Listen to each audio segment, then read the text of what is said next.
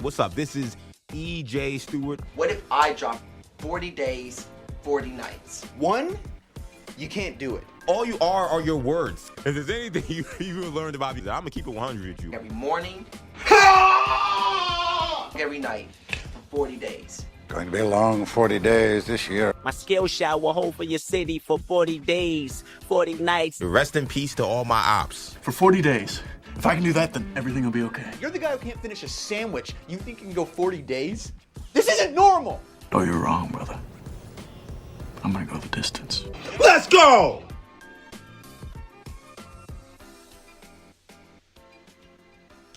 Let's go is right. Yep, this is EJ Stewart. This is 40 days, 40 nights. We are on night 5, wrapping up week 1 of this odyssey, of this journey of 40 days and 40 nights. What a fun journey this has been. So much to get to on this show. We'll be talking about the breaking news that happened over the afternoon. As you heard me this morning, raging about the signing of Kyle Tucker to the Dodgers and how embarrassing that was for the New York Mets. Well, today you had the New York Mets then saying, all right, now it's our turn to make some noise. Now it's our turn to make a big move. They signed all-star infielder Bo Bichette to a 3-year, $120 million contract. Came as a surprise. Bo Bichette was not talked about seriously as a Mets target. It came early this morning, pretty much right after I did the show. So we'll be breaking down all the details and what they expect from the Mets moving forward now that they have a new third baseman, is how it's being described. That's why I mentioned infielder. Of course, Bo Bichette has played most of his career at shortstop, has never played third base, only played some second base during the playoffs in the World Series when he was coming back from an injury. He's expected to play third base for the Mets. So we'll talk all about the Bo Bichette signing. We also got some very interesting news coming out of college football. A very out-of-nowhere quarterback is changing schools, and it has big-time ramifications for one of the teams that's going to be playing in the national championship game. So we'll also talk about the big news happening in college football, and I'm super excited. I will say this. We've essentially gone 1 for 2 when it comes to guests. Not that the guests themselves aren't awesome. We know they're awesome. But yes, I forgot to put my mic on again. I love how that happened. But what we're realizing though was the first one we had with my guy Ray Jarvis. That was phenomenal. That went great. Second one with my guy Manny Rodriguez, my homie from Maggie and Perloff show. That one not so great, not because anything Manny did wrong, but bad internet connection. This one is gonna be a lot different. I hope there's not gonna be any connection issues, but I'm really excited. My brother Kendall Stewart will be joining the show in the 6:30 time slot. We'll be talking plenty of things, but most importantly, with the NBA All-Star starters set to be announced on Monday, we're going to give our NBA All-Star selections, the whole roster. We're not talking about just the starters for this week. We're going to go the whole roster. We'll be breaking down our selections for the All-Star game at 6:30. Kendall Stewart will jump on. I love my guy. Of course, he's the co-host of New Generation Hero Talk. He is my co-host for when we do sports talk. He is an avid Celtics fan. It is one of his few non-redeeming qualities. But otherwise, super dope guy, super smart guy, and completely, utterly obsessed with the NBA. So I'm very fascinated to see how these lists shake out, how close we were, how different we were, because it's always fun to argue all-star selections and argue all-star debates. Because for me, I can always, just put my list out there, but it's better, I think, when it's up against somebody else, when someone can juxtapose my picks with someone else's picks. I think that's more fun for you guys. It's certainly more fun for me. So I think that's the best way to go about it. So Kendall Stewart will join us at 6:30 to talk about the NBA All-Star selection. Again, the starters are going to be announced on Monday. So voting is already closed. So if you're trying to vote for the All-Star game, can't do that anymore. Voting's already closed. All-Star stars on Monday. They said the reserves will be announced at a later date. There's also a weird thing with this year's All-Star game where there's going to be a round-robin tournament that's going to put the U.S. versus the world. There will be 3 U.S. teams and then a world team. These teams will have 8 players. And then there's a whole bunch of different rules of how they're going to get there. It doesn't really impact too much in terms of how we select all-stars, so we'll be fine with that. We don't got to worry about making sure I have 8 foreign guys on the team. We'll be able to figure that out. But it is just a wrinkle to remember when we get to All-Star Weekend that there will be now a new format again, with this time round-robin tournament, but this time it's going to be U.S., 3 teams, 1 team consisting of the best players of the world. So we'll see how that shakes out, but I'm really excited to do this show. Fun stuff to get to, man. Fun stuff to get to. Again, this is 40 Days, 40 Night, your boy EJ Stewart.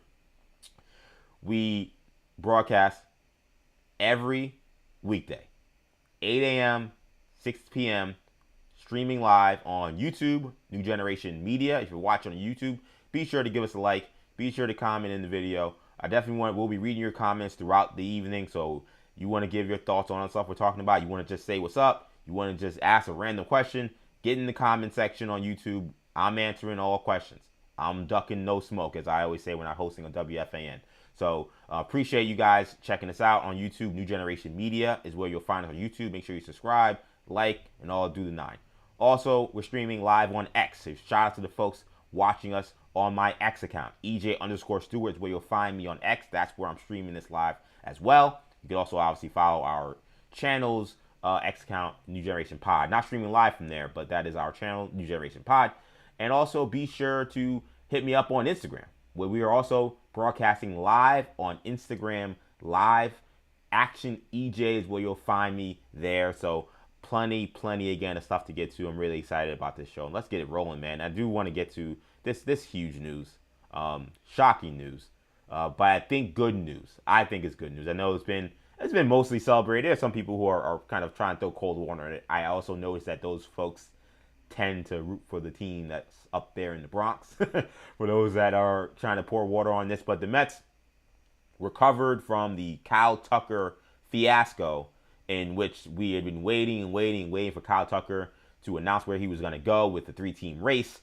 The Mets put together what was said to be this exorbitant offer of more than $50 million per year for 4 years, and the Blue Jays had a 10-year offer that apparently was on the table. Tucker took neither and did what every big-time free agent does and went over to the now new evil empire. Can you be an evil empire in the Los Angeles sun?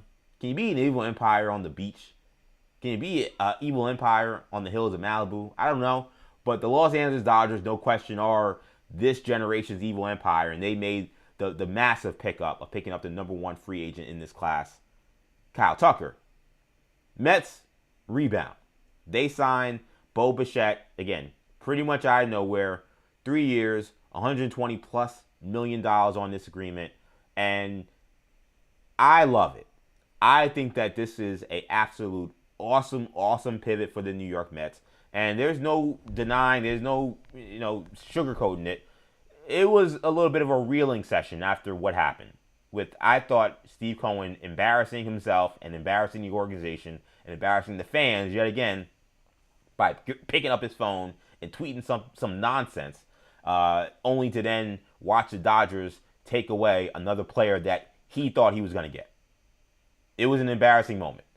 But to come in the next morning and immediately flip the switch and sign arguably the second best bat that was available in this free agency, I think is a great way to rebound. Now, Bo Bichette, this is a guy who hits about 290. He's a high average guy. He hits doubles.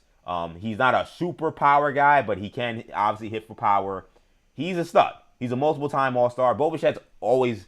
it's always fun when guys that you rooted for that weren't on your team, guys that you just happen to think are good players, when they end up on your team, it's like always the coolest thing.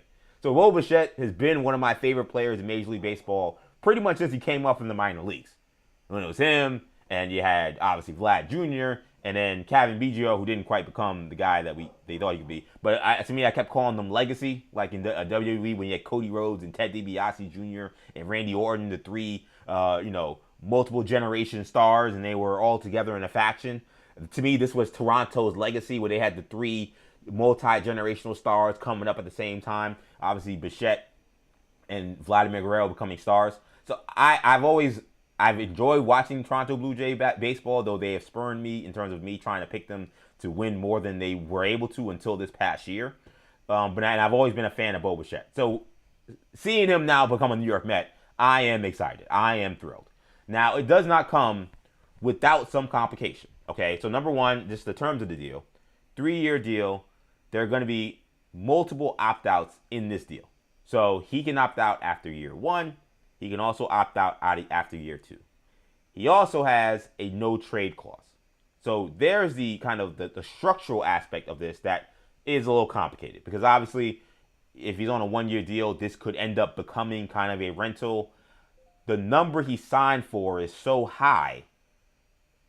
It's gonna take a lot, I think, for him to want to opt out of $40 million a year. But who's to say he doesn't have a great year? He says, you know what, I could sign long term, and I don't think the Mets necessarily would be afraid of signing him long term. So I don't know if it's like the scariest thing in the world that he's on these opt outs. I will say, we just saw Alex Bregman essentially screw over the Red Sox, where he signed this kind of multi-year deal that had to opt out after year 1. He opted out after year 1. And the Red Sox thought, well, it's okay. We'll just get a long-term deal done. It'll be no sweat. And then he was gone. And they were stunned. They were like, we don't know how it happened. And again, the Red Sox being clueless as usual. Not surprising. Now he's a Chicago Cub. So that is always the fear. I say this kind of like afraid to say it, because I feel like I could then have egg on my face. As frustrating and at times as clueless as the Mets front office has been, I do not think they are the clown show the Boston Red Sox front office is.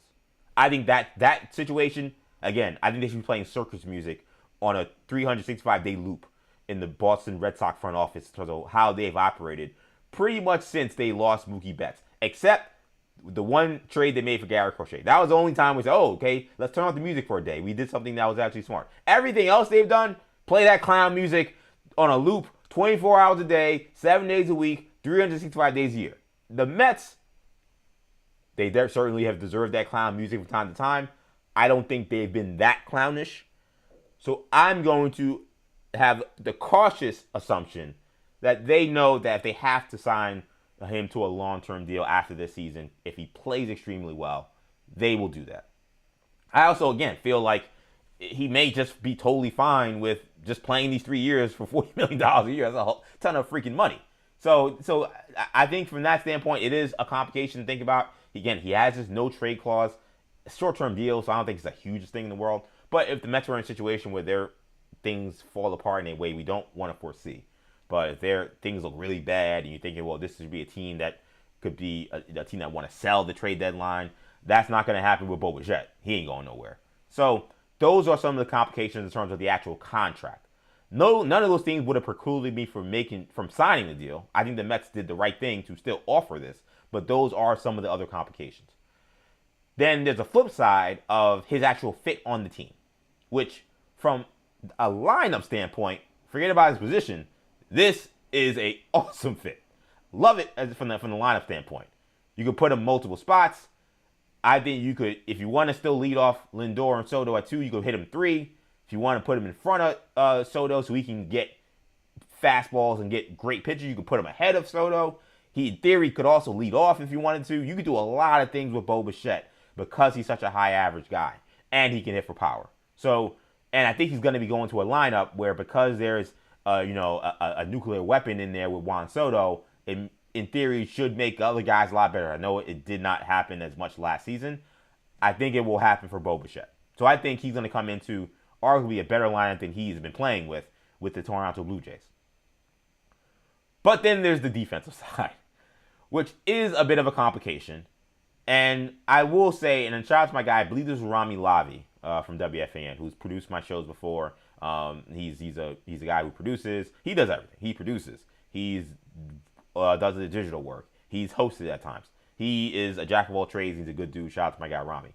Rami made the point that Bichette's not the greatest defender, and for a team that kept talking about we got to make sure we help our run prevention, how does this help, where you're now already experimenting with having Jorge Polanco playing first base when he's a average to below average defender at best at second base and has essentially never played first base.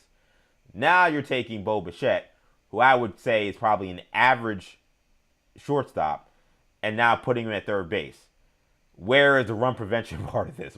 This was a whole part of your plan that we had to get more athletic and get some run prevention. Where is that happening? That has not happened yet this offseason. You lost your closure, replaced him with a guy who had almost a 5 ERA last year, and you haven't added any starters to the rotation. And the two bats that you added, 3 bats. Well, Simeon is a good defender, though he's older.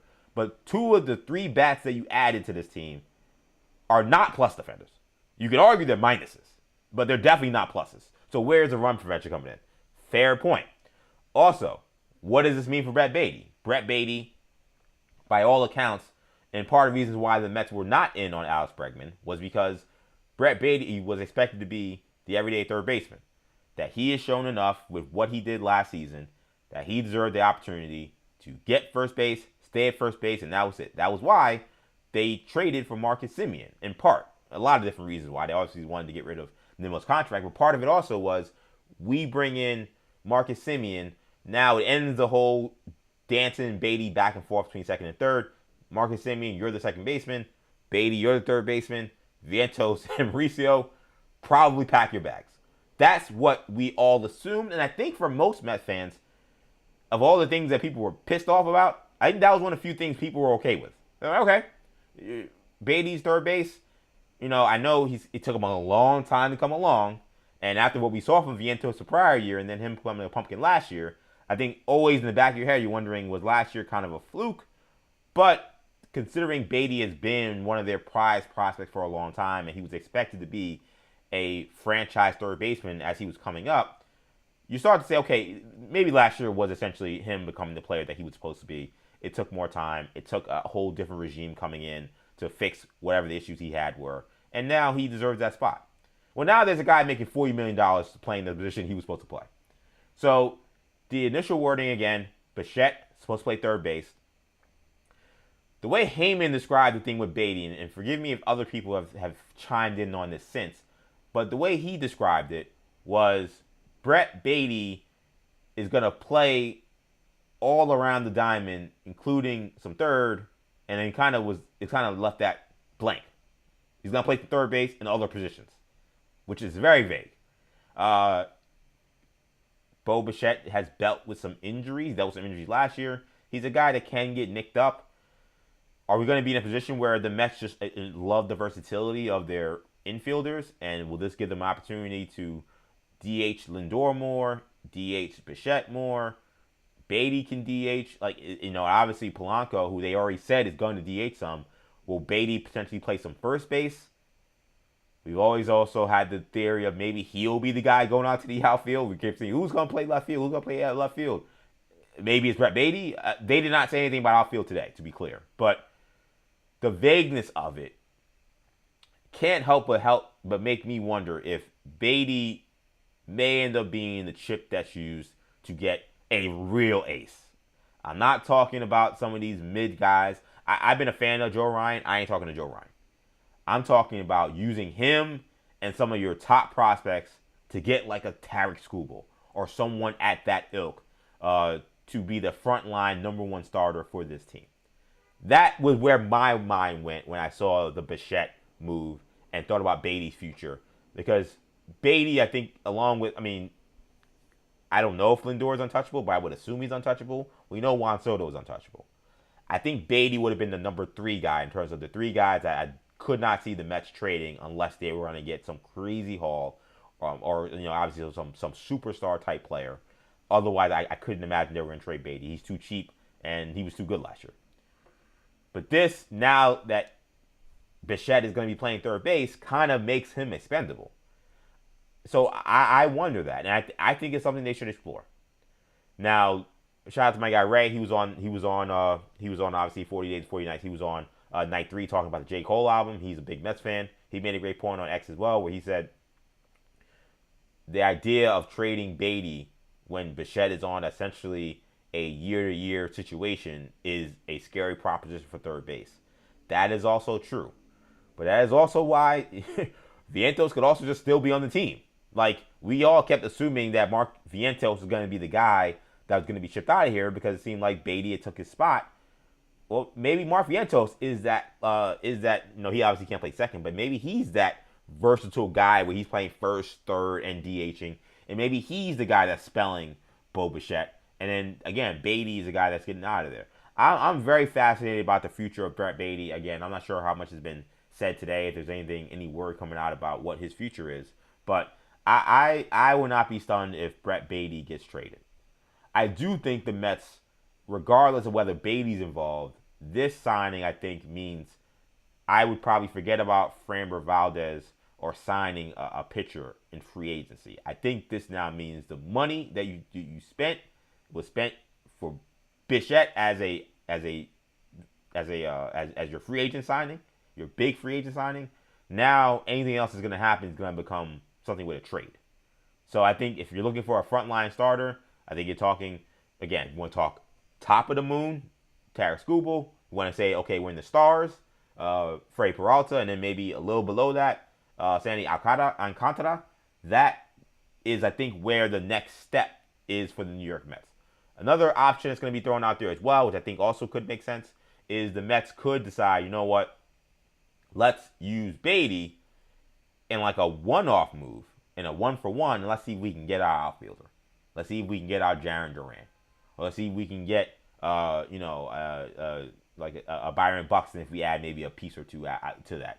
That also could be the play. They could say we could use now our third baseman that is no longer our starting third baseman, and he's a young positional player who's good. We could use him to get some other young positional player who's good, but it fills a need, which is they essentially don't have a center fielder and they essentially don't have a left fielder right now. So they're definitely going to still kind of fill out the outfield. Like I said, the money I think that was spent on Bichette. I don't expect free agent money to be spent on someone like Cody Bellinger. I love Cody Bellinger. If they went with Bellinger, I'd be like, oh man, we're okay. They're going for it. They're saying, all right, the Dodgers want to do what they want to do. Let's ante up. And if Cohen wants to spend that kind of bread, I'm all for it. I keep saying, I think that Cody Bellinger will be a perfect fit for this team. Less a fit now that they have all these infielders. Because my thing about what I loved about Bellinger, my thing was like, hey, if Polanco is struggling or he can't play first, or you just want to move him around the diamond, put him at DH, you had the opportunity to have Bellinger play first base. That's one of the reasons why I thought he was such an attractive option. If Beatty's going to play first potentially, if Viento's going to play first potentially, I mean, it sounds like Bichette's only going to play third, so I don't think he's going to move around the diamond, but it seems like I don't think that's in the equation. I don't think you have to worry so much about that. So it's going to be a fun story to continue to follow, but big news coming out of baseball with the New York Mets signing Bichette. I'm excited, man. I think it's an absolutely awesome fit. I do want to move on, though, because at 6:30, we're going to have Kendall Stewart on. He's going to be talking some NBA All-Star picks. So before we get to the All-Star picks, I do want to mention this one story because it is a doozy, and it's one that I'm still trying to wrap my head around. Darian Mensah, who is the quarterback for soon to be Miami. Right now, he's a quarterback for Duke. And he was a pretty big name because this was kind of like one of the first mega transfer portal cycles where huge bread was being given out. He was kind of like the first of his kind to sign a 2-year deal with a program for like an insane amount of money. Like, he was the first domino, then the Carson Beck, the other guy started, the kid from Oklahoma, Jonathan Tier. Then those other deals came out. But he was like this guy went to like Duke, which is like, Duke football, really? But for $4 million a year, and it's a 2-year deal. So you would think, all right, again, in any other normal situation, a 2-year deal is locked in. All right, that's it, right? Not in college football, because there are no damn rules. So Darian Mensah, who we expected to return to Duke next year, just announced today that he is entering the transfer portal. And by all accounts, Barry Jackson, who's a South Florida sports reporter, he's already reporting that it is expected that Darian Mensah will head to the Miami Hurricanes. We've seen the crystal ball that always is the big thing with 247 Sports, where they predict where guys are going to go based on the information that they know. They put a crystal ball. I didn't see what the percentage was, but I think it was pretty high. The crystal ball has already been sent for Darian Mensah to go to Miami. I assume maybe by the time the show is over, it may end up being announced that he is indeed heading to Miami. So Miami lost out on Ty Simpson. We talked about that the other day, where he was talking about, oh, I got this legacy I got to hold on to at Alabama that I built, and everybody. And I'm like, what legacy do you build at Alabama? You won 10 games, you lost 4, you got blown out in a quarterfinal of a playoff. That's a place that's won 15, 16 national championships. They don't remember you. Like, you better go in the NFL, become a superstar. That's the only way you're gonna get any love in Tuscaloosa. They got guys who have won multiple championships. You talking about a legacy being built? What the hell are you talking about? So that was the Ty Simpson stuff, where they were trying to get him out of the NFL draft. He elected not to because he didn't want to go to another school. He didn't want to be seen as a mercenary. He didn't want to, quote unquote, be remembered as a guy who just took the money at Miami. Darian Mensah has no problem being the guy remembered to be just taking the money from Miami. He's already taken the money to Duke. So now he is headed, apparently, to the Miami Hurricanes. There's details about this deal, and you never know what's true, what's not. There's a lot of rumors out there. But apparently, according to what the early details are, Miami may be buying him out of his Duke contract. They may be getting him a exclusive Adidas deal. His sister also may be getting hooked up with NIL and free ride at Miami. There's a lot of perks for this Darian Mensah move. And it's one that the Miami Hurricanes had to make. They were out of a quarterback. They tried Ty Simpson. They tried, obviously, Sam Levitt was their number one option. He went to LSU. And as much as I think there's hope for someone like Emory Williams, for a team that now has championship aspirations and now I think championship expectations because of what they did this year, I don't think they could have came into next year with someone who was a question mark. So now you get Darian Mensah, who is certainly talented. He just won an ACC championship, albeit Duke won only 8 games this year and had some ugly losses. Mensah can spin it. This will be by far the best team he's ever played with. So for the Hurricanes, I think you got to say that this is an awesome move. It's a crusher for Duke. And I'm not going to sit here and say I'm the biggest Manny Diaz fan as a Miami Hurricanes fan. But Manny Diaz, by all accounts, seems like a good dude. I think he is a good ambassador for college football. And, he went to Duke, and I thought he has done a good job. Winning an ACC championship certainly, shows that in his second year. So it's definitely a huge blow to lose Darian Mensah at this point. But it's the Wild Wild West, man. And Duke is getting a bunch of money from Miami to get this guy out of here. Who's to say that they don't go and steal someone else's quarterback who we thought was locked in? It's not going to be someone the caliber of Darian Mensah, but it still could be someone good. So I'm as much as it's a tough blow for the Duke Blue Devils, I don't look at it as a death nail. Like, they can't come in and still have a decent year next year. But it's tough. It's tough. I think when you look at where college football is, though, when are we gonna end this charade? Like, we keep having this charade that these guys are amateurs. We're trying to keep this thing going where they're not employees. But now we have this wild, wild west situation where athletes can just come and go however they please. They can sign quote-unquote guaranteed contracts that aren't guaranteed. Everything's non-binding. And I don't think this is great for the sport. Is it great for Miami today? Yes, but it might not be great for the Miami next year because maybe they'll lose a guy that they think they're going to have, right? Like, I think in terms of if you're trying to root for a team and you're trying to get behind an organization and get behind their school, but they are like an organization. Trying to get behind an organization, and if you're a Duke fan who, like, you're just worried about basketball season, you're just worried about Krzyzewskiville, you're worried about Cameron Indoor, you want to know if Cam Boozer and what he did last night in the box score, and they got you excited for Duke football for good reason because Darian Mensah is there. It's tough that the very next year when you thought, well, we got him for 2 years, we signed this awesome deal, and then he's gone. I don't think the whole transferring every year thing is good for college football. I really, really, really wish they would just make this thing like the NFL, where a guy comes out of high school and you got to sign him to a contract in normal free agency. That's to me how this thing should go. I'm really excited about what we got going on here because I think we're going to have an awesome, awesome guest coming up here. He is my guy. He is, I think, one of the smartest guys when it comes to talking hoops. And he is joining us live from where we usually used to record back in the day. He still is in the crib. I'm now in the different crib. But my guy, my ace, my younger brother, Kendall Stewart, is in the building. Kendall, can you hear me? Can you see me? What's happening, bro? Oh wait, I might have you muted. Are you muted? I don't hear you. I don't hear your sound. Awesome. Yeah. There you go. We got how you, we doing? man. We doing good, man. We doing good. I'm happy to see you, bro. How you been? Oh, I've been great. Yeah, man. Excited. Like you said, it's been an awesome NBA season. So I'm excited to chop it up, do some hoops talk. Something we do all the time. But let the people in on our usual one-on-one conversations.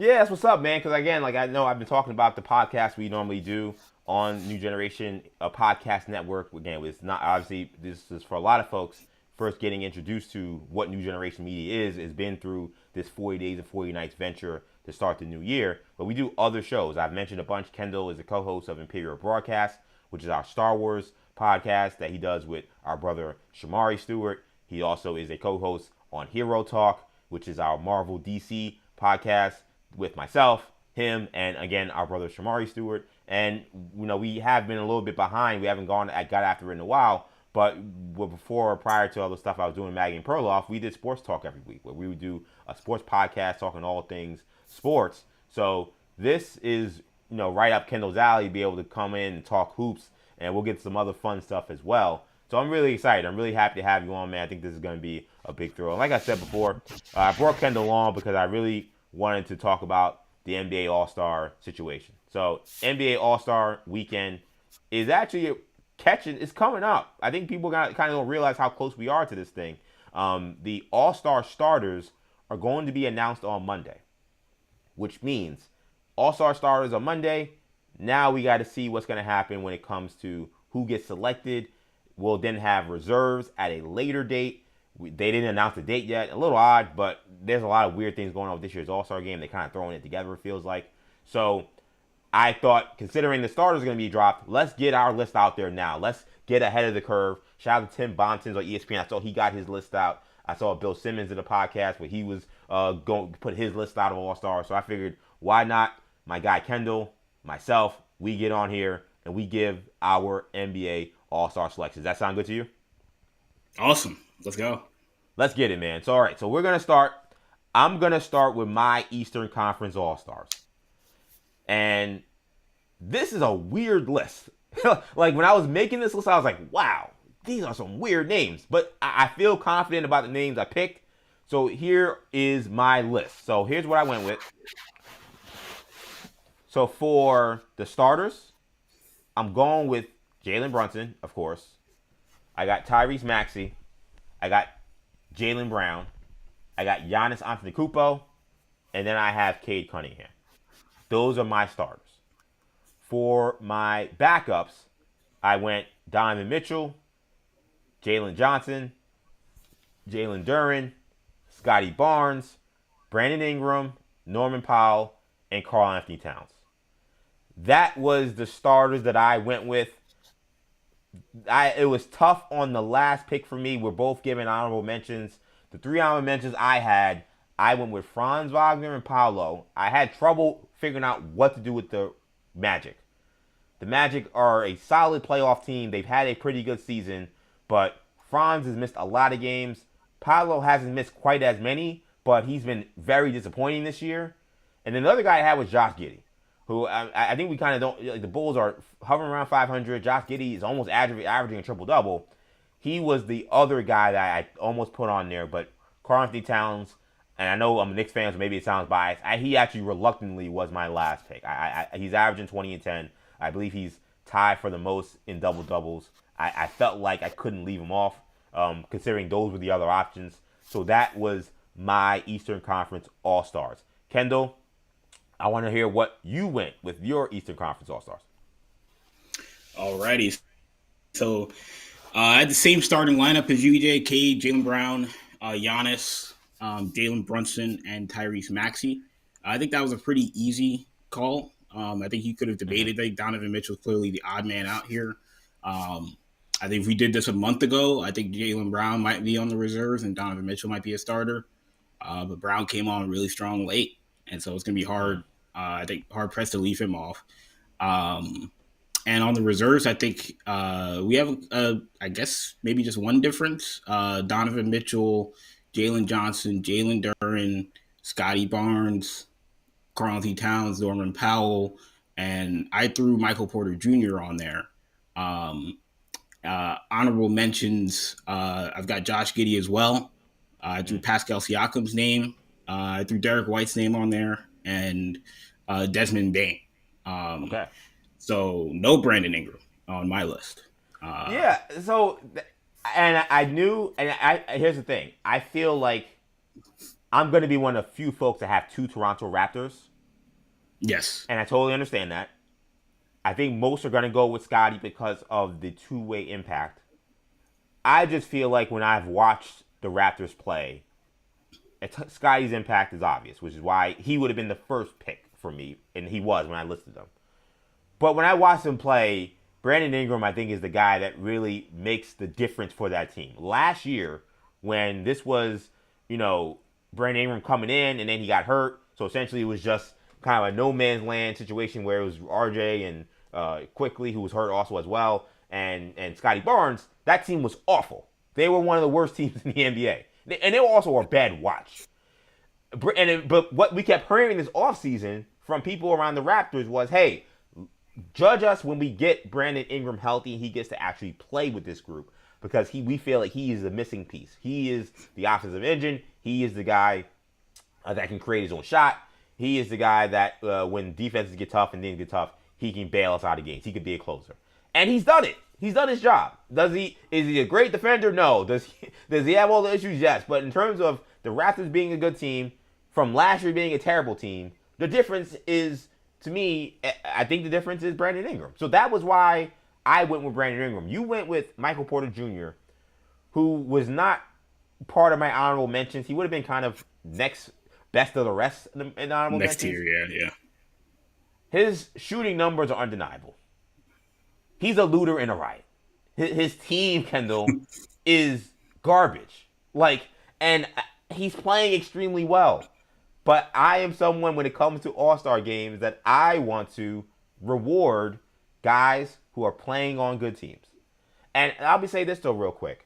I do also take the Charles Barkley thought process. It's one of the few things I really definitely agree with Charles Barkley with, where he says the thing of, I'm always thinking about the guy where I don't know if this is going to be one of his only chances at an All-Star game. And if that's the case, and he's played well enough, they deserve that spot. That's why Norman Powell had to get on for me. And I thought Norman Powell should have been on last year. I thought he got screwed last year. But Michael Porter kind of maybe fits that mold. I mean, he's a young player, and he's obviously a guy with a lot of pedigree, but he's never been close to an All-Star. And now he's playing on a team that's getting him the kind of shots where he can be an All-Star.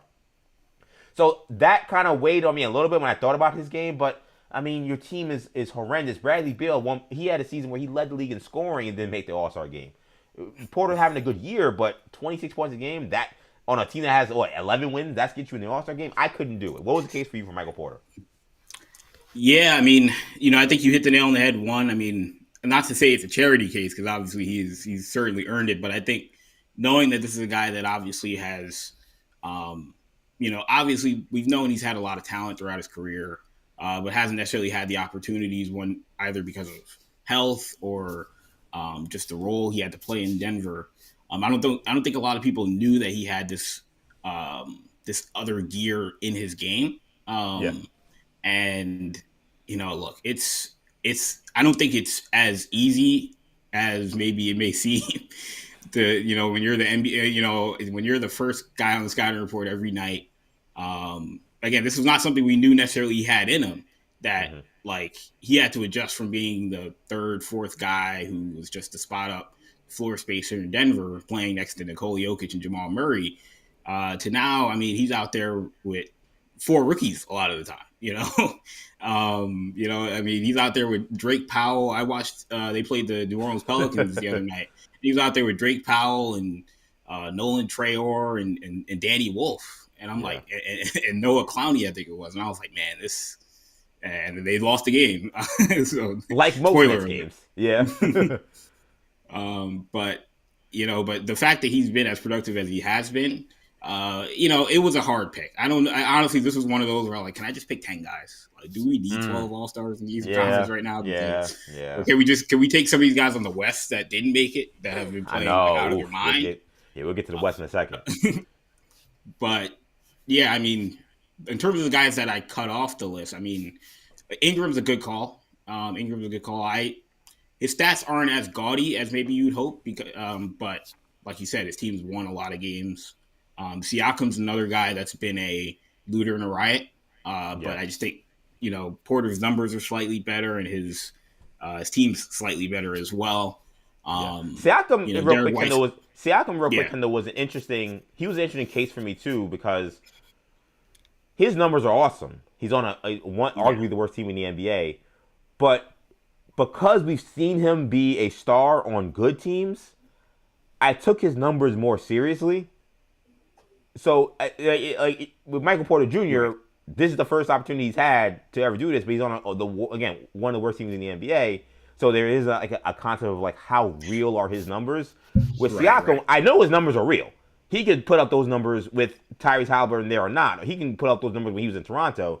So I don't know. Like, did you weigh that at all when you were trying to figure out Siakam or Porter, because they're kind of similar cases? For Porter, for me, I think there was a part of Porter where I thought to myself, like, what would Porter be if he got traded to, say, Golden State, or he got traded to one of these, maybe not the best team in the league, but a team that was more competitive, and would he be able to still put up numbers like this? And I think in the right situation, I think he could. If he's a guy that is going to average, 30 points a game, or the 25 that he's averaging now, without the same kind of volume. But I think that this is because similar to Siakam, even though he's not putting up the numbers like you said that Siakam has, or he hasn't in winning situations, we've seen him be a productive winning player, just not at the level. So, to me, I look at, there are other guys around the league that we'll talk about on the Western Conference side that have taken leaps statistically, that have been that are in winning situations, that maybe aren't the number 1 or 2 option. I kind of feel like Porter was due, if that makes sense. Like, I think that this was going to be his breakout year no matter what. That's true. Especially when you look at Denver, like, Peyton Watson just won Western Conference Player of the Week. Like, if that was Michael Porter, I think he's still averaging 25. He's not averaging 25 for the season, maybe, but when Jokic is out, I think he's still averaging his 25 points a game. Yeah, I mean, we saw in the bubble. Remember, like, the Nuggets had, like, they were kind of playing a lot of backup guys because their playoff thing was kind of set. So he was like, they were playing games where Jamal Murray and Jokic weren't playing. It was just like the Michael Porter show. And it was like, whoa, this guy can do this? And that was a bubble. We kind of forgot about it. And then he's been obviously won a championship. He's been a key cog for the Nuggets. But I remember those bubble games because that's when he was almost not even really getting burned. It was like he was not even like a consistent starter or a consistent rotation guy. But again, these bubble games, like the last 8 games of the season that they played before they got to the playoffs, they were like, well, let's just get these other guys some run. Let's keep these guys healthy. And Porter was getting 30 burgers and all. And I was like, whoa, okay, he can do that. So I think I see what you're saying in terms of like this may have been just the situation that was going to happen with him anyway. I think that is a good point. How did you feel about the Magic? Like not having a Magic on there, which was difficult for me to do. You had Bane as your alternate. I've seen other people have Bane as their alternate. Was the injury stuff with Franz and Paolo why essentially those guys you didn't really consider? Yeah, I mean, there's quite a few guys that got left off this year because of injury. You mentioned Josh Giddey, and I think there was a couple of those guys in Orlando as well. We talked about Franz and Paolo. It just became tough for me to really strongly consider those guys. I mean, Giddey would be on if he hadn't missed the last few weeks, honestly, for me. But when it comes to the Orlando situation, I mean, Bane's just the guy who's been there the whole time, right? So when you talk about the team's success, he's been the kind of the common denominator versus Paolo and Franz have been in and out of the lineup. Yeah, I definitely agree with that. Again, I feel like Franz has definitely been their best player, but he went down with that knee injury. He missed a month. He just came back literally yesterday, I believe, or today, whenever they played that game against the Grizzlies in Berlin. It's a weird timing. So on my Irish script, was that today or was that yesterday? I don't remember. But they just played them in Berlin. That he just came back, I'm actually wondering, is that going to be enough for him to say, okay, I'm back, put me in the All-Star game? Like, I'm wondering how they're going to deal with that. I actually get a feeling that he may get in. Like, they may, like, because he's now back and now the voting will go to the reserves now that we know who the starters are. I actually think that now they say, all right, well, he's back, let's put him in. I'm very curious how the Franz thing will end up shaking out. Well, did you take any consideration? And we're not really supposed to, I don't think, but did you take any consideration to a guy like Franz Wagner saying, well, look, they're trying to do an international thing here. They don't have, just looking at the numbers, I don't think they're going to have too much trouble finding. Yeah. If they're doing 8 international guys, like I don't think they'll have too much trouble finding those guys. Yeah. Especially in the Western Conference. In the East, it's going to be a little tougher. You have Giannis. Maybe I guess Norman Powell, maybe Cat, I guess, but. Right. I didn't think about how they do. So let's actually talk about that real quick. Because I was doing this. I wanted to look up the rules. Again, it's not really a concern for us, though. I think that's a good question. To answer your question, I did not. I did not think about the world stuff. But then what I did then retroactively count how many guys were from other countries and like did we get to the 8? And I don't want to spoil it. I'll tell you what ended up happening after. But how it's gonna work is when they pick these All-Stars. When we got the starters, we're gonna get those on Monday. Then they're going to pick the reserves like they always do. When they pick the reserves, the teams will be set. And they're going to then have the 24 guys. They're going to try to get 8 guys that represent the world. Those guys can be players from other countries. And the rule says, or guys from America with association with another country. So that opens up, again, Carvey Town, Norman Powell, the guys you were talking about. So that opens up maybe the opportunity where then they definitely should be fine. If they're talking about association, then yeah. When it came to world, I also thought they were kind of okay. Again, I got kind of close. We'll see. I'll tell you again when we see the West. But I did not. Did you give any consideration to the world thing? I didn't. No, I mean, again, the Western Conference, we'll talk about it in a minute, but there's a lot of guys. I think you get to the 8 number pretty cleanly. I guess then the question becomes, if you get more than 8, and you get 9 or 10, that's when then I guess maybe they throw on some extra guys on the American side to make sure that they get to that number. But if they really needed to get to 8, a guy like Karl-Anthony Towns could certainly go on the world side or the American side. I don't think he'd want to be on the American side, if I'm being honest with you, but, Norman Powell, I could be wrong about that, but, Norman Powell, I don't know. I mean, he plays Jamaica, FIBA, but I'm like, that guy, man. he played at UCLA. I'm pretty sure he's from California. I think he's from LA. Yeah, I mean, he would. I think he's just happy to be there. They give him a jersey, he'll wear it. I don't think that guy cares, man. That guy's been knocking on the door for some years now. Again, he got jersey can say Rising Stars. He'll wear it. He can say G League, and Norman Powell would say wear it, even though he's obviously had a very good year for the Miami Heat. So let's do the West All Stars here. So this was both exercises were hard, but for very different reasons. I don't even want to say it was a harder exercise, because the East was hard too, but it was, again, kind of like I'm finding 12. This could be 15 or 16, and now I got to cut down to 12. So here are my All-Stars for the Western Conference. My starters, Luka, Shea, Wemby, Jokic, Anthony Edwards. My bench, I went with Steph, KD, Alperen Şengün, Chet Holmgren, Devin Booker, Jamal Murray, and Deni Avdija. My honorable mention, and this was some brutal honorable mention cuts, and there are guys not on this honorable mention cuts that were brutal, were Kawhi, Julius Randle, and Lauri Markkanen. I would also add Austin Reeves as a very difficult cut as well. And that's, again, not even all the guys I could have listed. There are a lot of guys in the Western Conference who definitely make cases to be All-Stars. So that is my Western Conference list. What was your Western Conference All-Star team? Yeah, my Western Conference All-Star team was very similar to yours as well. We started out with Luka Doncic. We had Victor Wembanyama, Shai Gilgeous-Alexander, Nikola Jokic, and Anthony Edwards. And then as part of the reserves, we had Stephen Curry, Jamal Murray, Kevin Durant, Chet Holmgren, Deni Avdija, Alperen Şengün, and Kawhi Leonard. as opposed to Devin Booker, who's on your list. My honorable mentions being LeBron, Devin Booker, Austin Reeves, and Lowry Marketing. Okay, so we're that's crazy. So we picked 24 players. The selection, so 24 plus 24 times 2 is 48. So in the total 48 selections, shows you how we're brothers.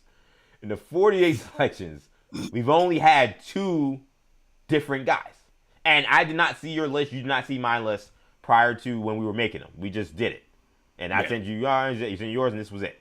So that's kind of crazy. But again, maybe not surprising considering we are brothers. But we only have now one selection different in the Western Conference. You went with Kawhi Leonard, who I said was an extremely difficult cut. You went. I went with Devin Booker, who made it fairly safely for me.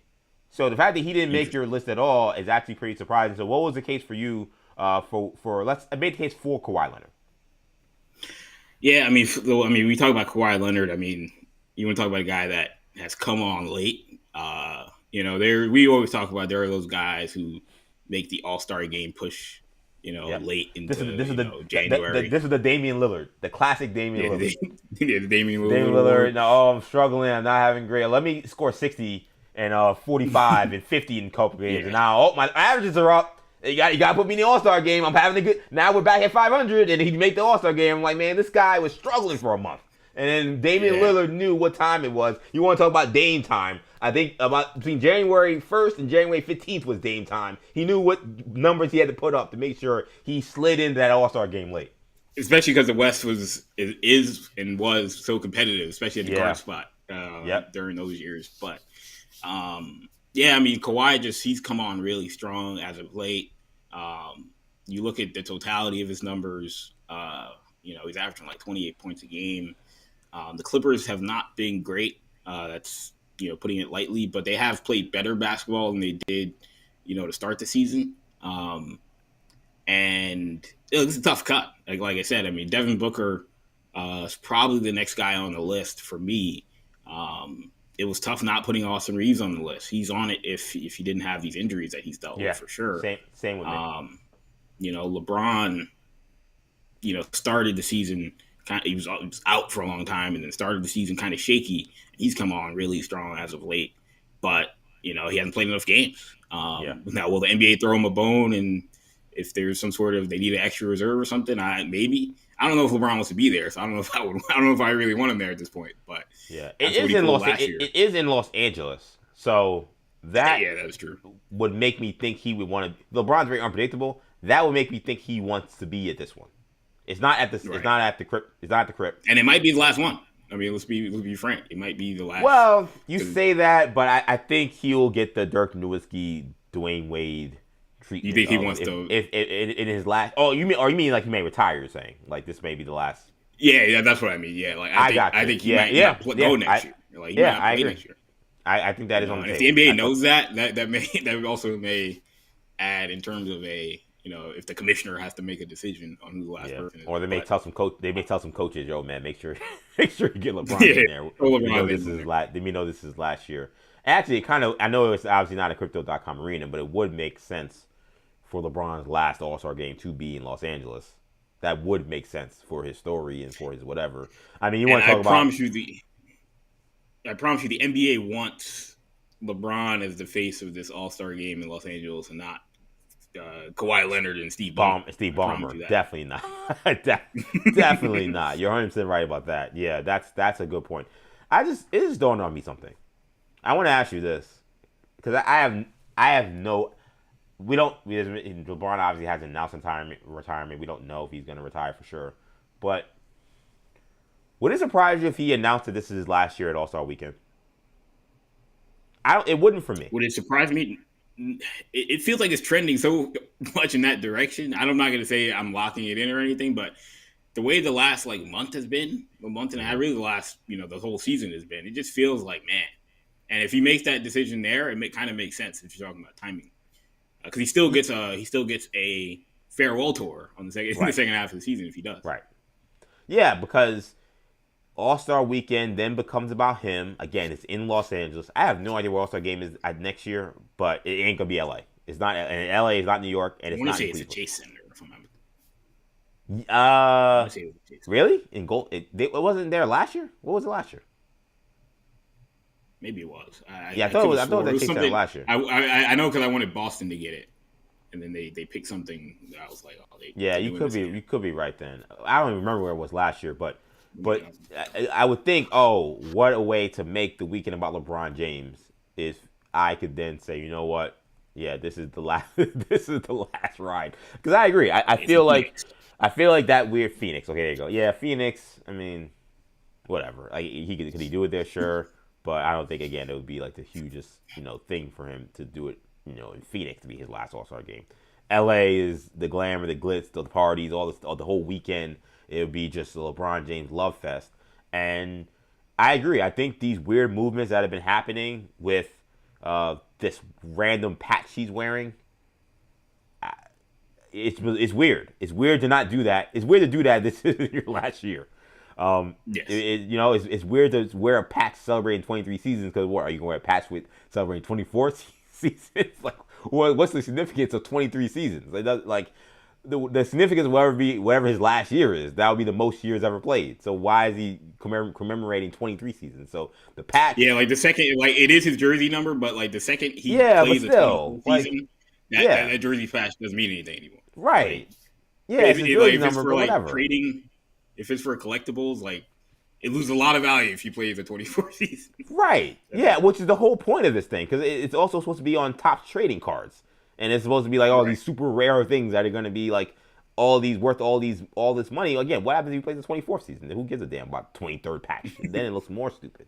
So that the Rich Paul weirdness with this podcast, which feels like a pivot to him wanting to be a general manager. That was my take as to why we're getting all these EJ, basketball takes from him. How long have I told you that's the pivot? I've said that now for maybe going on 5 years. I thought it was going to be LeBron was going to own a team. That's why Rich Paul has been kind of divesting in the agent business. He's not really adding that many mega clients anymore. He's lost a lot of clients.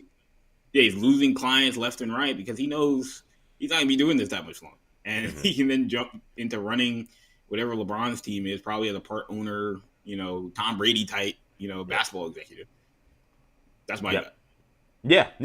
Kendall's been on that. Rich Paul will be trying to run an NBA team soon for years. So this is not, and I've always been kind of like on the fence about it. And this year it makes me like, yeah, this is definitely the wave. And that was what I said earlier this week when he was talking about trading Austin Reeves and for Jaren Jackson. He was having all these great I put great in big quotation marks. These great basketball personnel ideas that he's just offering to the world for no reason. And it's funny because then on the podcast he does with Max, then the next time he's like, oh, well, like, these are hypotheticals. And, like, Max Kellerman is the one actually making these things. I'm not the one saying them. It's like, no, you're the one saying this stuff.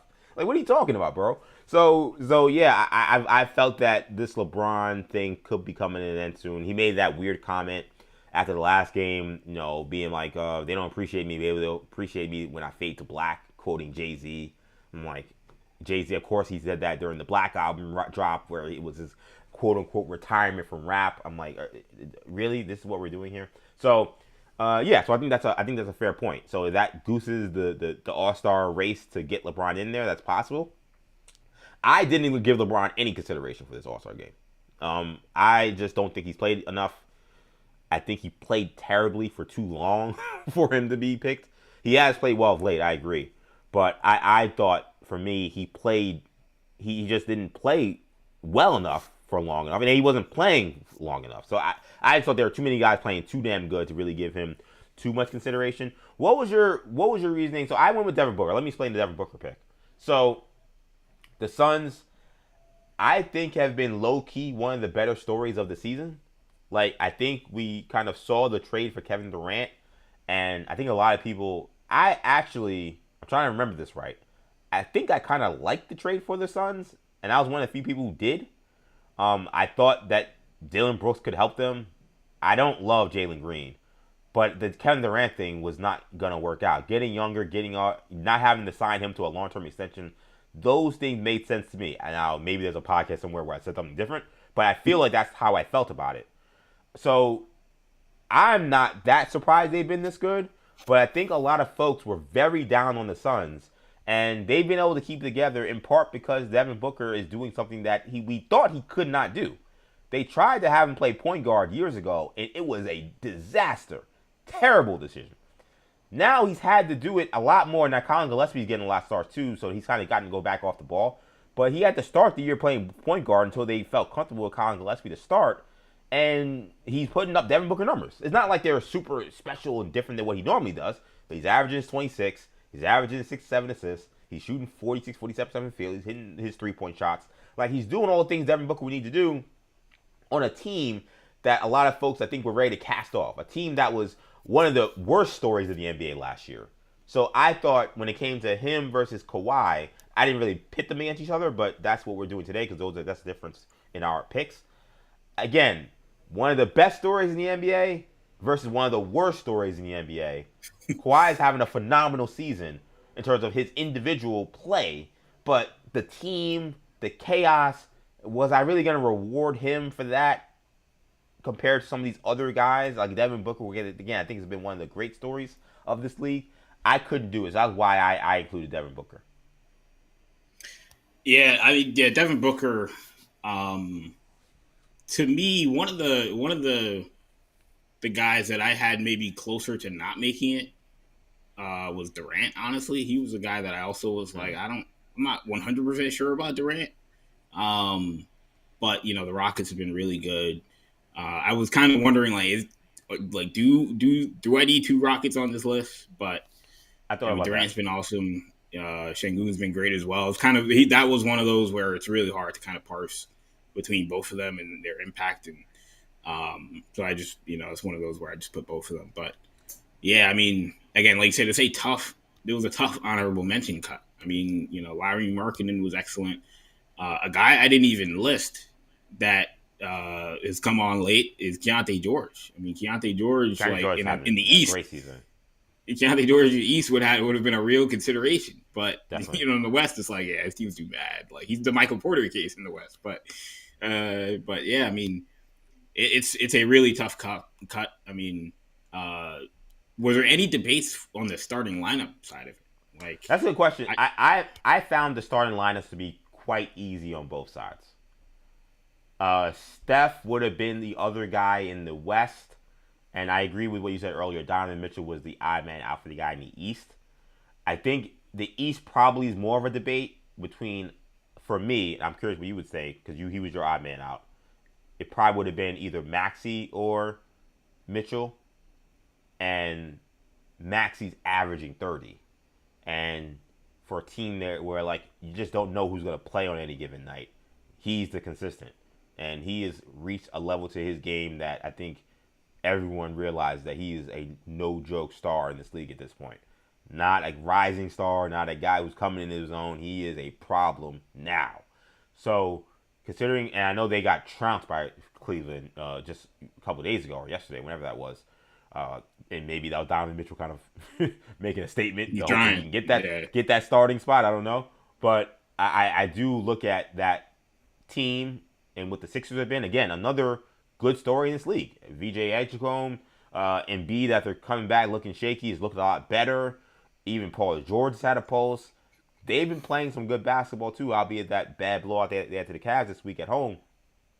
Good story versus, again, Cavs, bad story. like just underachieving, not showing up every given night. Run his guys course. In and out of the lineup. Coach on the hot seat. Coach now on the hot seat. Like, bad story. So I those things matter to me for All-Star. And maybe they shouldn't, but when you're splitting hairs from these amazing athletes, these amazing hoopers, those things are some of the things that come into play for me. I'm thinking, okay, who starts, who doesn't, who makes it, who doesn't. Donovan Mitchell is a stud. If you want to tell me Donovan Mitchell's better than Tyrese Maxey, I'm not going to go crazy and fight you on it.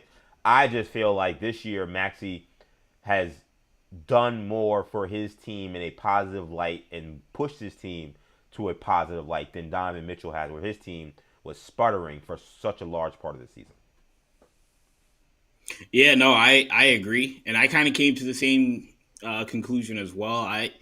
Like I mentioned, Jaylen Brown, maybe a month and a half ago might not have made it as a starter, but he's come on so strong as of the last month and a half. He was a must. I couldn't even not think. Yeah, about you kind of it's it's going to be hard not to put him on the list. And so, like you said, it kind of came down to Maxey and Mitchell at that point, and it's just like you said, Maxey, the team's slightly better.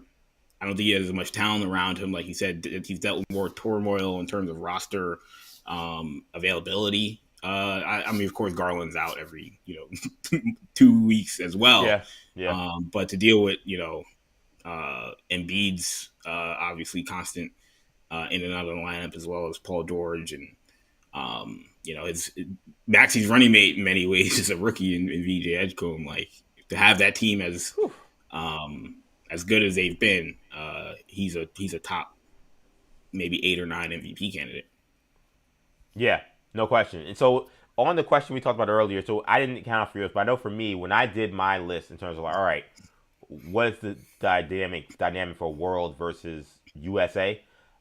Way I counted it, I think I have 7 guys that are definitely foreign guys. Like, so Giannis, I didn't think about Norman Powell. I didn't include him. Like, for the East, I only included, I think, 1 guy.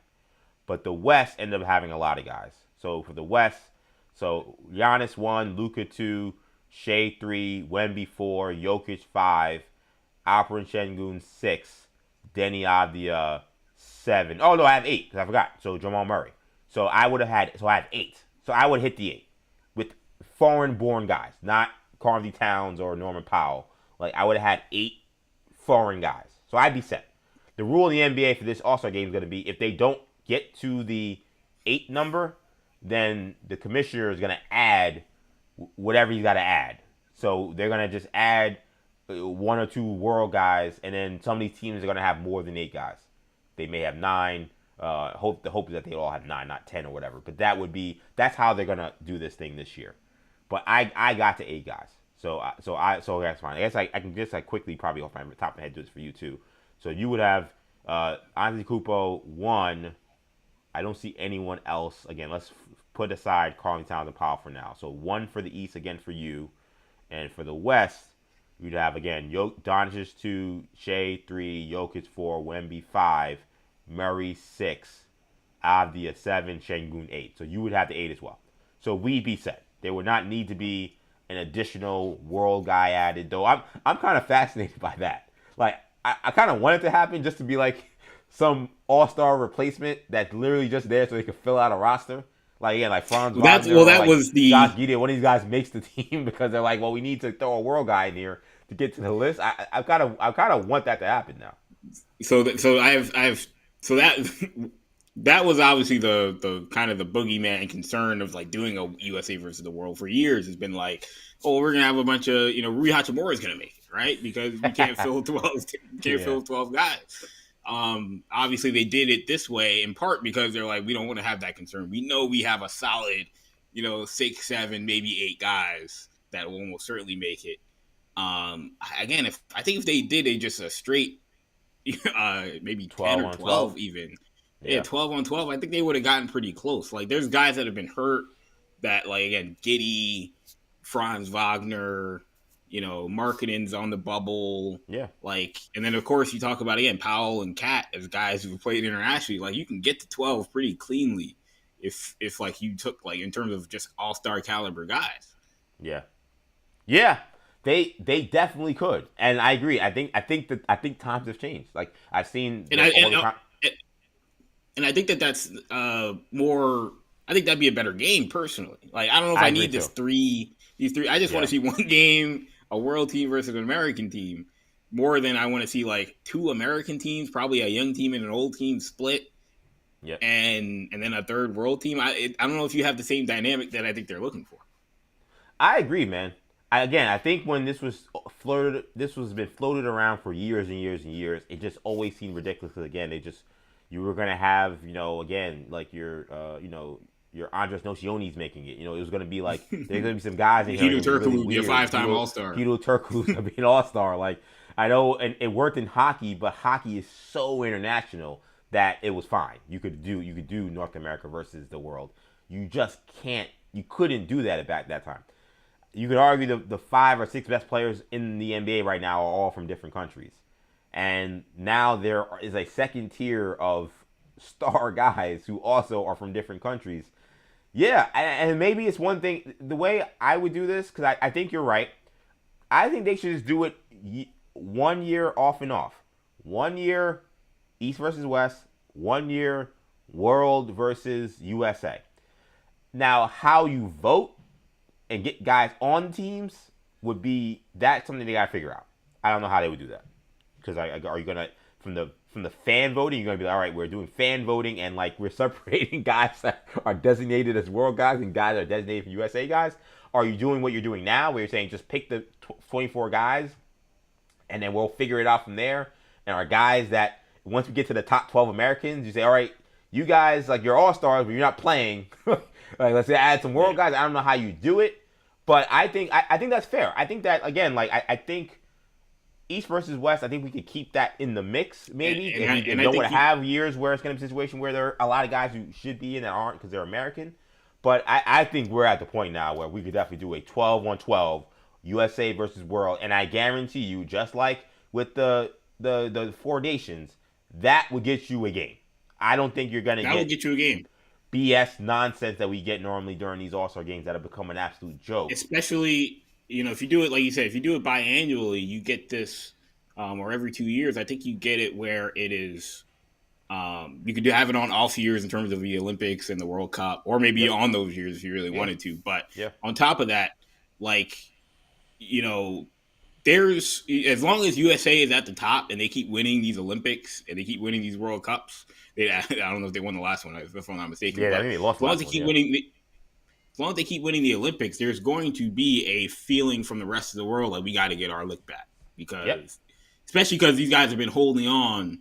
Everybody around the world remembers the Steph Curry night against France, the nights against Serbia. Like, they remember those games that the USA probably shouldn't have won. And don't think that Nikola Jokic and Victor Wembanyama and the rest of the world didn't forget that.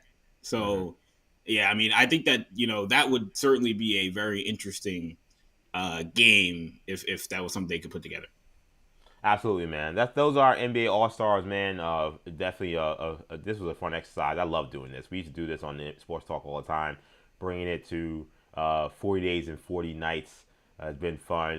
How have you thought? Have you watched any of 40 Days, 40 Nights, Kendall? What has been your thoughts on this venture? I kind of, knew I wanted to do something, wasn't figuring out what I was going to do, and decided, I'm just going to go ahead and do this thing. What have been your thoughts on this solo odyssey I've been on so far? Oh, man, I think it's been awesome, man, because, it's kind of obviously a weird landscape in sports media where there's people, a lot of people that specialize in, certain things, whether it be people that specialize on certain teams or certain regions or certain leagues in sports. But I feel like you've kind of encapsulated such a wide variety of topics in a way that I've really enjoyed. And, obviously you talk about things that you are very passionate about and things that like the back of your hand. So that only adds. I mean, before I was on, I was listening to your Darian Mensah conversation, and I'm like, I haven't heard the Miami Hurricane fan perspective on that topic. So I've been listening all the time. It's been fun. Yeah, man, I'm excited to get you on here, man. And we'll get Shamari on here as well. We'll do a trifecta, talking heroes or Star Wars at some point when we get some big heroes or Star Wars news. Kendall Stewart joining us here on 40 Days, 40 Nights, Night 5, the end of week 1 of 40 Days and 40 Nights. Before I get to some Marvel stuff, real quickly, Kendall's a Celtics fan. Like I said earlier, one of the non-redeeming qualities of Kendall is that he is a Celtics fan, but he watches the Celtics religiously. That is his team. How have you felt about the Celtics season so far? This was one that has not had Jason Tatum, obviously. I'm sure you already saw the clip of him standing on the sideline. Yeah, you saw the clip of him standing on the sideline last night. He said, "I'm ready." So clearly he's trying to get himself back. And he's itching to get on the court. How have you felt about how the Celtics season, how it's gone? Man, it's been weird. I mean, look, I can't say anything negative, right? I mean, the Celtics have been one of the great stories of the NBA season so far. I think there's definitely a bit of a conflicted feeling because I think a lot of Celtics fans had resigned themselves to we're gonna do the Tim Duncan, David Robinson tank job, and then we're gonna be bad for a year, tear it down, and AJ Devansa is a local, Massachusetts kid. He's going to go and he's going to get drafted and we're going to, be back, in 2027. And for the first 2 weeks of the season, I mean, you remember that opening night game against the Knicks. I mean, it kind of looked like that early on. It looked like we were heading straight to the bottom. But, shout out to Joe Mazzulla. Shout out to Jaylen Brown, especially. I mentioned, obviously Derek White. Who's really come on late as well. I mean, it's been a really, really fun season, and it's so much so that it's gotten to the point where, we went from talking tank, for the first 2 months of the season to now it's, trade deadline buyers. Who could we get? Jaren Jackson's name's been thrown out there recently, and guys like Zubac and other bigs, and then of course you mentioned the big thing being Jason Tatum's potential return. That's something I kind of hope doesn't happen until, if it does happen, till March, April, kind of like Paul George when he kind of came back from his leg at the end of the season. I kind of thought that was going to happen. We'd be bad. I thought we'd be out of the playoffs. Right. He could play 5-10 games. Tune-up games right at the end. Come off the bench. Now he's going to be doing that. And we're going to be in the midst of a playoff run probably. So, it becomes a little more of a interesting situation. But honestly, whatever happens this year is gravy. I just think the question for me is like, when we look back 3 years from now, would you rather be the Boston Celtics or the Indiana Pacers, right? Because the Pacers are going through the same situation in terms of a superstar injury, and they have decided, like, I don't know if it was by accident or not, because they have the same team, but they decided we're gonna race to the bottom as much as possible. Yep. And I mean, we see the way this draft is. We talk about the draft all the time. I think this is the deepest draft we've had in a decade. Easy. I agree. At least in terms of the top 5 to 10. And so the Pacers are going to wind up with a nuclear weapon of a draft pick, no matter who it is, no matter how the lottery shakes out. If they continue to have the worst record in the NBA or the bottom 2 or 3, they're going to have a top 5 or 6 pick, and they're going to get a franchise changing kind of guy. Whereas the Celtics, that's not going to happen, right? They decided they're going to sacrifice that in order to be competitive. But if it ends in a second round exit, was it worth it? So I think that's the question you have to ask yourself. It's a great question because I totally agree. I think the Celtics this season is now not just, all right, let's just race to the bottom or just play the string out. They look good. They look like a team that's going to be a tough out in the playoffs, whether JT is playing or not. And the expectation is he is going to try to get back for the playoffs. So you got to feel good about how the Celtics have played. It's been a fun season. It's been great watching them. Not great as a Knicks fan, but as an NBA fan, the camaraderie, the way they're playing hard, playing as a team. Joe Mazzulla is showing, okay, this guy can coach. If there was any doubt about that, I know he's a champion, but if there ain't doubt about that, I don't think there's any doubt after this season. Is he Paul Westhead? Right, he's Paul Westhead, and he's going to be out of here in a couple of years. Like, no, Joe Mazzulla can definitely coach. And sometimes guys playing with less talent actually can show their coaching chops a little more. So Mazzulla's done a phenomenal job, but the flip side is, again, given the team, the East is weird. The Knicks look awful. The Pistons are the Pistons. They look great, but they are the Pistons. This is their first go-around as being the favorites of the East. And who's what to make of the Cavs and the Sixers yet? It's not to say that the Celtics can't make a shocking run to the finals. I think that you have to put that on the table given how they're playing and given whatever Jason Tatum may be if he does come back. But still, it would feel unlikely that he could win a championship. That for sure, if they had to face a Western Conference team. Again, the flip side being the Pacers, who I agree. I think the Pacers are in a position where now they're going to come into next year. This season has been, it's incredible how many games they're losing. Like, I want to take pride in it as a Knicks fan that hates the Pacers. But I think any Knicks fan smart is, no, you can't. Or anybody who hates the Pacers or hates Tyrese Halliburton, you can't. Because this is, I am all, you know me, I am pro-tank. Tank away if you have no chance to win a championship or no chance to compete for the playoffs.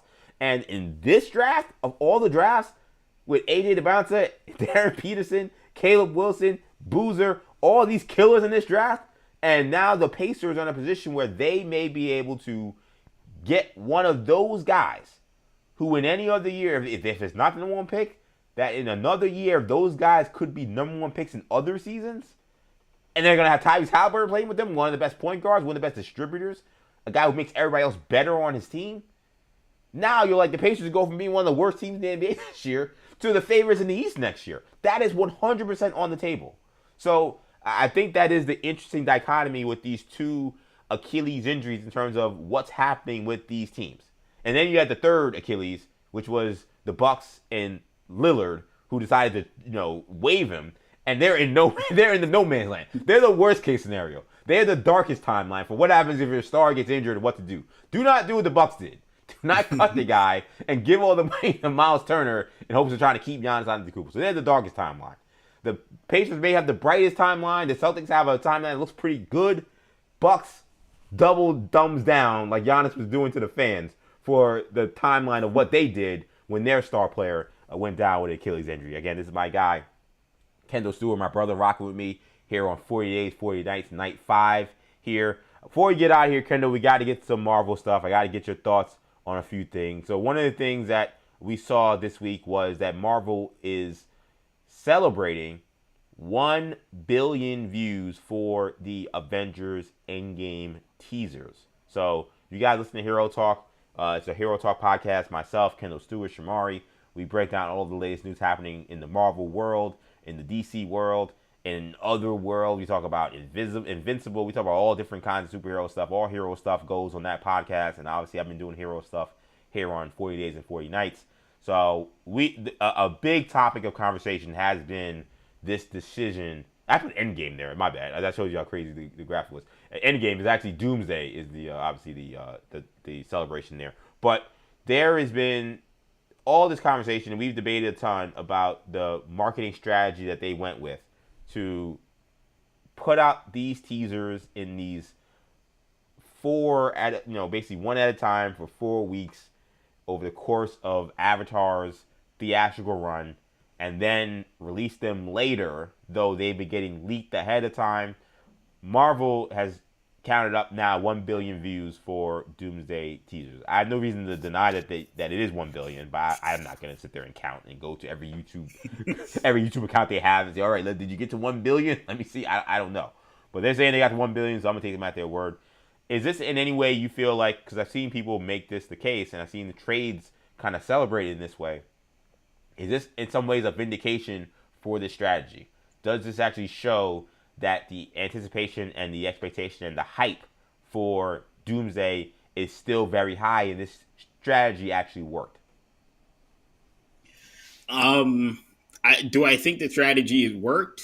I think to some degree. I don't know if this is necessarily the indicator of that. Okay. And I think a part of that billion is the Instagram views, it's the TikTok views as well, which that, sometimes it's I don't know. I mean, a little inflated maybe, but yeah. Yeah, it's a little inflated. You can get those, you can find ways to get those numbers inflated, I feel like. But regardless, there's no doubt that these teasers have had a ton of social capital built in the cultural conversation over the last month. There's no doubt about that. That 1 billion views number does not fully encapsulate all of the views from that happened through leaks, right? These are, I'm assuming, just the views on the official channel, on top of all the conversations that happened, with from the YouTubers and people that do content surrounding Marvel Studios. And so I think that, clearly these teasers move the needle for Marvel. And look, I mean, I think that these types of analytics are smart, and this is why they had to release those teasers officially, right? Because if they only did we're just going to release them behind closed doors in an Avatar movie trailer, well, now you don't have that data, right? Now you're going into Doomsday flying a little bit more blind in the early projections of what is the excitement for this movie. So now you have what I think is probably a tempered number, right? Because again, it says a billion, but that billion is encapsulating kind of mostly the people that are watching it for the fifth time, and that have seen it leaked 3-4 times, or the people that are seeing it for the first time but didn't care enough or couldn't find the leaks in the first go around. So that's a tempered number, and that's probably fine for them. They're like, look, we'll take a light billion views on these trailers, but in terms of its actual impact, I mean, and whether or not these trailers worked, I don't know if these trailers really worked as much as they wanted in terms of like getting people to lose their minds, if that makes sense. Like, I don't know if you're a casual Marvel person, you're seeing these trailers and you're losing your mind based off what we saw. I think the Steve Rogers trailer fell flat to a degree. I think the Thor trailer was fine, but I don't think that really moved the needle for people. I think the X-Men one did, but I do think that the whole leak situation did them a disservice for sure. And I think the same thing goes for the Wakandan Fantastic Four trailer. So, I think that ultimately, I don't know if this was the strategy that maybe they would have hoped for in terms of its results, but I think it's clear that there is a lot of interest in this Doomsday movie, and I think no matter what they would have done, they would have reached these numbers. Right. I mean, they're now doing this thing where they've got the Doomsday clock going, and they're just getting free. I imagine if they're monetizing off of that, they're getting free money on people just checking in on, hey, well, how much time is left until we get to Doomsday? It would be smart for them, I think, to just every now and then just drop like a photo or something, or just drop something so that people actually will have a reason to go back to that thing and be like, oh, maybe I'll go there and they'll show something I didn't see, right? Like the chairs, right? Right, yeah, the chairs, exactly. Did you what did you make? I'm sure you saw it. We didn't get to text. We didn't text to talk about it. But what did you make of, if you didn't hear this, the Russo brothers when they put up their post and then they deleted it? When they said these aren't just teasers. This is a story being told. Pay attention. That's a paraphrase essentially of what was said. Yeah, like these are stories. These aren't trailers. Yeah, these are stories. These aren't trailers. These aren't teasers. Pay attention. What did you make of that? I was trying to decipher that. We had people in the chat giving their thoughts on what potentially that was going to be. My insane theory, if I'm taking the Russos at their word that these are not teasers, my over-the-top theory is that those scenes are scenes that are happening right now. Like, do we have this Doomsday clock that's happening where we're going up to Doomsday? Those are those, they ain't in the movie. They're happening in real time. Yeah, and maybe we'll see them in flashbacks, maybe we'll see them whatever, but those are actual things that are happening in real time. And when we get to December for the movie release, we may get references to them, they may get a flashback to them, but those aren't actual scenes really in the movie. This is story being told leading up to then when the movie starts, kind of like with Thanos, where we saw the end where his ship shows up in Ragnarok, and then we show up and everyone's dead in Asgard with Asgardians. I'm wondering if it's something like that, where they're setting up something like that, where it's like, yeah, the Fantastic Four are there. We already saw that. Steve Rogers is living his good life. Thor's panicking because he realizes Doom is already messing stuff up. That was my theory, only because we already saw him. He's already got Franklin. He went to in Fantastic Four. He showed up in the Fantastic Four world.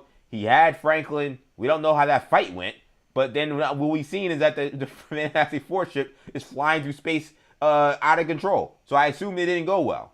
So my thought is maybe we're seeing this story play out already in these teasers and these after credit scenes, and then when the movie starts, you're gonna be like, yeah, those scenes you saw, they're not in the movie. That's happened already. Now Doomsday begins today. That's my insane theory. If I'm gonna take what they're saying at their word. Yeah, I haven't heard that one. I like it. I thought maybe they meant that these are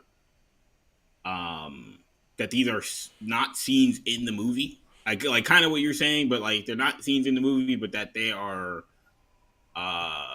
getting you primed for sort of prologue-ish, right? Which I guess is maybe we're on the same page to some extent. Kind of, a little bit. I don't know if it'll be as chronological or anything like that, but I kind of wonder if, because they do have a lot of legwork that they have to do in terms of connecting dots and bringing characters together and because the Russos. I don't think the Russos had really many plans to inherit a lot of the baggage that they had dumped onto them from the last few phases of Marvel movies, and so I think that they were kind of working from whatever they kind of feel like they want to bring in, and I think with that comes them deciding let's again throw a prologue that shows why the Fantastic Four with the Wakandans or why they've worked together, or why they're working together, and what Thor's been doing, what Steve Rogers has been doing, and where the X-Men are at this point.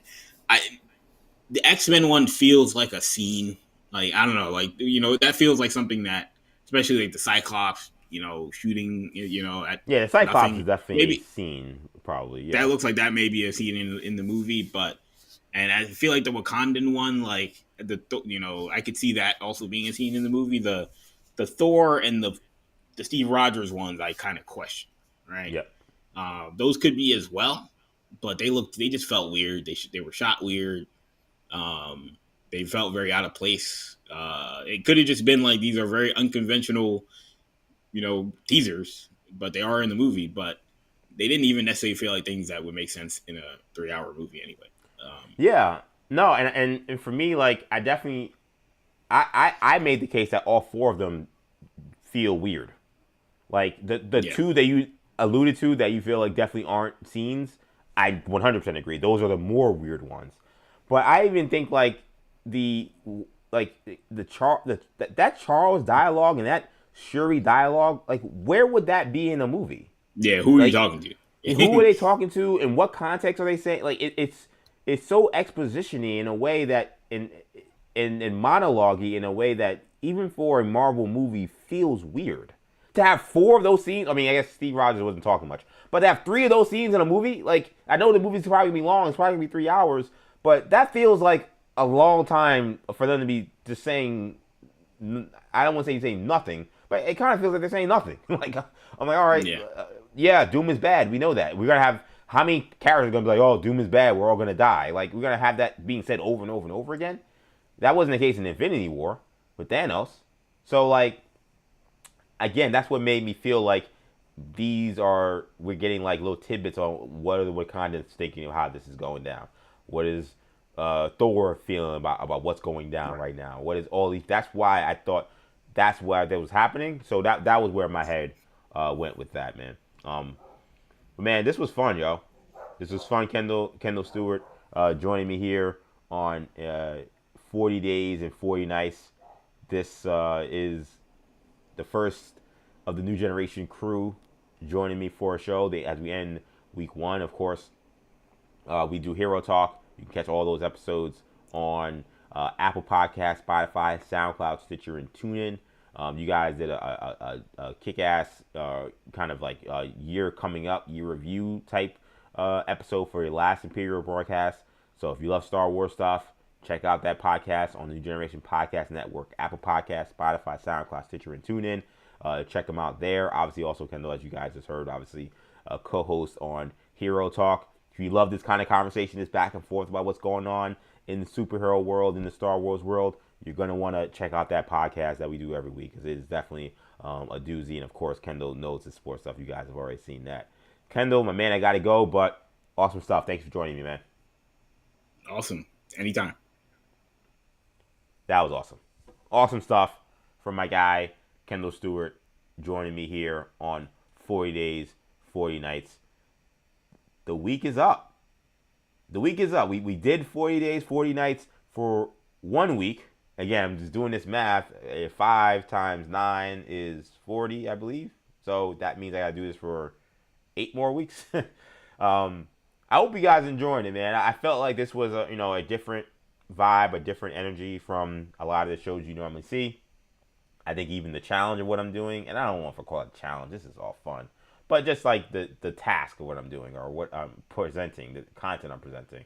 How many folks are doing, 2 different shows in a day?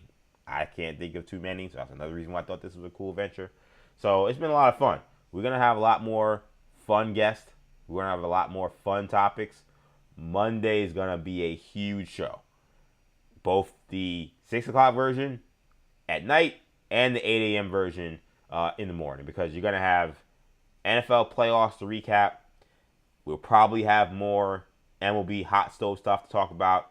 Maybe some coaching stuff, but most likely probably that'll be saved for the week. And then you're going to have Monday night, my Miami Hurricanes taking on the Indiana Hoosiers for the College Football Playoff National Championship. So that is going to be an awesome, awesome day of shows. We're going to have another awesome week of shows next week. Again, let me know who you want to see, man. You guys at this point, you follow me. You follow me through New Generation. You follow me through WFAN. You follow me through Infinity. You follow me, of course. A lot of you folks follow me from my work on the Maggie and Perloff show. Let me know who you want to see on the show. And hit them up. Like, let them know, hey, yo, I know you did work with EJ. Jump on 40 Days and 40 Nights. I want to hear from you. I want to see this and that. Tell me, who are the guests that you want to see? Now, don't tell me you want me to talk to LeBron James. I ain't gonna get you little LeBron James. Don't tell me you want me to talk to, shout out to Mina Kimes. I'm not affiliated with ESPN. I ain't getting Mina Kimes on the show. But you guys have seen the people I rock with, and you've seen the people I've been able to get on this show. Ray does awesome stuff with his own podcast, but obviously he's been my producer on WFAN. He's been with us on Maggie and Perloff. Manny Rodriguez has been on this show, albeit not the greatest Wi-Fi situation apparently, but he was on the show. We did at least make that happen. And again, you guys have seen the people I rock with, so let me know who you want to see on Maggie. I was gonna say on Maggie and Perloff. So you're saying that after all these years on 40 Days and 40 Nights, and let them know that they want to get them on the show. So this has been again an absolute thrill so far. I really want to thank you guys again. Like I said before, you want to support 40 Days and 40 Nights, want to support me. Best way to do that, subscribe to the channel, New Generation Media. That is where we're streaming this show live on YouTube. Again, New Generation Media, NU Generation Media on YouTube. Make sure you subscribe to the channel. Greatly appreciate that for support. Also need you to like this video, like our videos, comment on our videos, comment in the comment section. As much engagement as possible. I'm not some engagement merchant or anything like that, but that is the name of the game when it comes to quote unquote success. So to me, just me being able to get on a mic, talk to you guys, and rock out, that's already a success. But any support in that phase of the game when it comes to subscriptions, likes, comments, we greatly appreciate that. Again, New Generation Media is where you'll find the live stream. Also, streaming live on X, EJ_Stewart is where I am on there. Make sure you give me a follow on there. And follow me on Instagram, where we're also streaming on IG Live, Action EJ. Again, the scroll on the bottom gives you all the information regarding our podcast, New Generation Podcast Network. Find that on all streaming platforms, Apple Podcasts, Spotify, SoundCloud, Stitcher, and TuneIn. All these episodes for 40 Days and 40 Nights go on there. And, of course, our social media handles for New Generation Media are also on the ticker below. That's going to do it for this edition of 40 Days and 40 Nights. 1 week down. 8 more to go, I think, in terms of doing the math. But now, this is a lot of fun, man. Have a great weekend. Hope you guys enjoy the football.